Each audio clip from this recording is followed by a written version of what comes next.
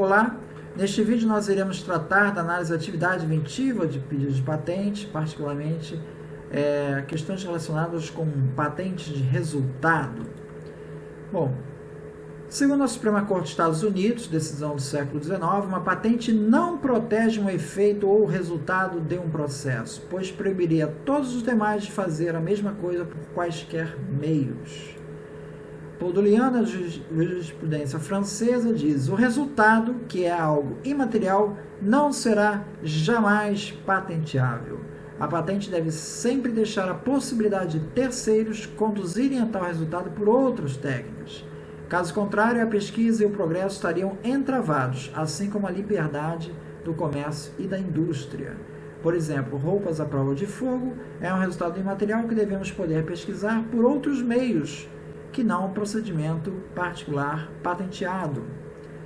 Para Pouillet, ele diz: o resultado é o problema pelo qual uma pessoa tem o direito de procurar a solução. Tantas são as soluções diferentes, tantas serão as invenções, tantas serão as patentes. Pouillet reconhece como pouco provável que o mesmo meio possa ser usado para resultados diferentes dos descritos na patente. Em geral, quando isso ocorre, alguma alteração se faz necessária no dito meio, que dessa forma não é o mesmo do descrito na patente.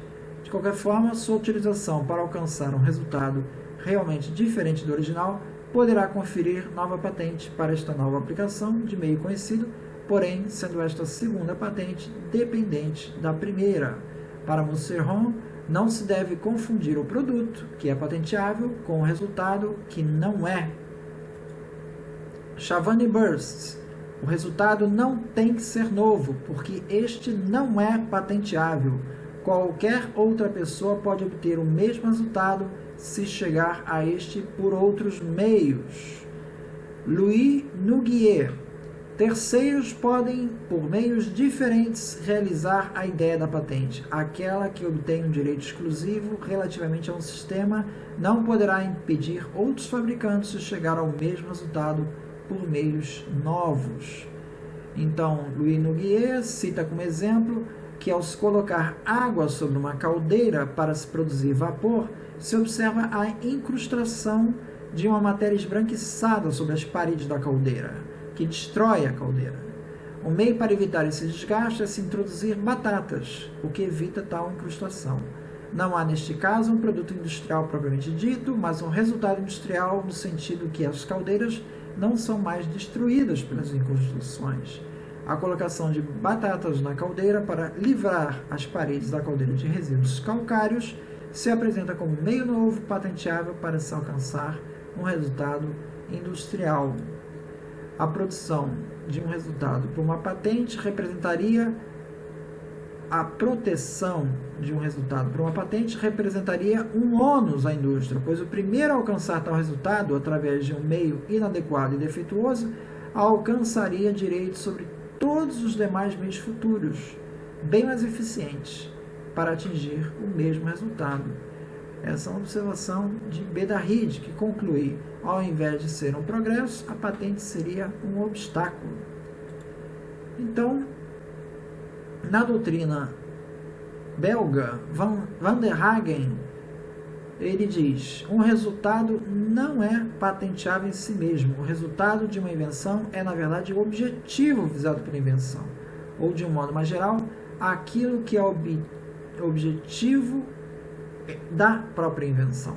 Van der Hagen cita como exemplo um serrote que tem seus elementos inclinados em relação ao estado da técnica, o que confere um aumento da pressão sobre os serrotes e que, ao mesmo tempo, diminui o tempo do movimento de retorno do serrote. Essa variação de pressão exercida sobre o serrote é um resultado industrial e ocorre devido à inclinação dos dentes, sendo tal inclinação o objeto da invenção. Para Nuno Carvalho, ele observa que, de acordo com a condição de alternatividade das invenções, toda solução técnica inventada é intrinsecamente passível de ser alterada por uma solução diferente, não importando o resultado dessa solução é melhor, pior ou idêntico. Por conseguinte, quando uma patente estiver redigida de forma a reivindicar um processo ou um produto, de modo a cobrir todos os processos possíveis para atingir o mesmo resultado, ou todos os produtos que sirvam o mesmo propósito, há aí uma violação da condição de alternatividade. Muito provavelmente se trata de um processo, se trata de um processo, essa patente reivindica na realidade uma lei natural. Se trata de um produto, muito provavelmente está-se na presença de um produto da natureza. Então veja, quando eu peço uma patente de um produto ou de um processo, ele tem que ser uma alternativa, ou seja, eu sempre vou poder, por caminhos alternativos, chegar aos mesmos resultados. Eu tenho que dar essa possibilidade de ter novas invenções. Caso contrário, isso eu não posso estar dando patente para um resultado propriamente dito. Segundo Denis Barbosa, a patente de processo dá exclusividade do uso dos meios protegidos na produção do resultado assinalado, mas não dá necessariamente exclusividade sobre o resultado, desde que ele possa ser gerado por outro processo.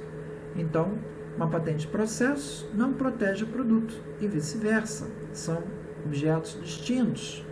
No entanto, o artigo 42, inciso 2, prevê uma exceção a essa regra quando ele diz que o parágrafo 2º do mesmo artigo estabelece que a patente de processo confere ao seu titular direito sobre o produto obtido diretamente pelo processo patenteado, desde que o possuidor ou proprietário não comprovar mediante determinação judicial específica que o seu produto foi obtido por processo distinto daquela da patente.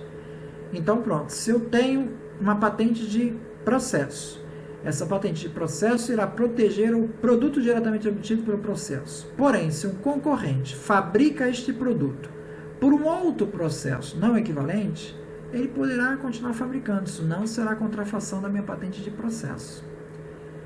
Então, essa é uma questão fundamental. A patente de produto protegido pelo processo, né, diretamente obtido por esse processo, não será absoluta. Essa é uma previsão que está presente também no artigo 28 de TRIPS, que impede que terceiros realizem atos de uso, oferta, venda ou importação de produto diretamente obtido de processo patenteado. O usuário de um processo é que tem o dever de provar que não está infringindo essa patente de processo.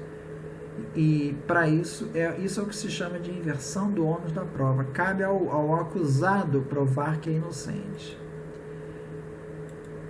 Bom, segundo o artigo 184 da Lei de Propriedade Industrial, comete crime contra a patente de invenção quem importa produto que seja objeto de patente de invenção ou obtido por meio ou processo patenteado no país. Ou seja, aqui não se fala de produto diretamente obtido por processo, mas, tendo em vista a harmonia das leis, para eu não criar uma contradição, entende-se que aqui no artigo 184 também esteja se referindo a produtos obtidos diretamente do processo. Caso contrário, se eu tivesse uma patente de processo no Brasil, ninguém poderia importar aquele produto, nem que ele pudesse ser fabricado por um processo totalmente distinto. A patente de processo estaria protegendo o titular contra essa importação, o que não seria razoável diante do que o artigo 42 diz, porque o artigo 42 diz que essa patente de processo só irá proteger o produto diretamente obtido por processo. Então, há que se ter uma compatibilidade entre o artigo 184 e o artigo 42. Conclusão: uma patente não protege um efeito ou um resultado de um processo, pois proibiria todos os demais de fazer a mesma coisa por quaisquer outros meios.